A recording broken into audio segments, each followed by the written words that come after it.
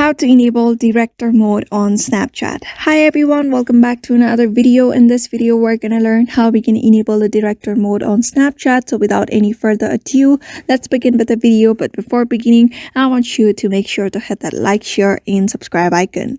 So in order to enable the director mode on Snapchat, first of all, download the Snapchat application onto your device. After that, log in into your account and you'll be able to see this home interface of camera.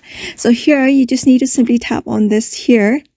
After that, you'll be able to see the director mode very easily. It is by default set. You just don't need to enable or anything. But in order to use, you just need to tap on this director mode. And in order to get that feature, make sure you have downloaded the latest version or updated your app. After that, you may just you can edit the video, add music, stickers, timer, flash, add photos as well.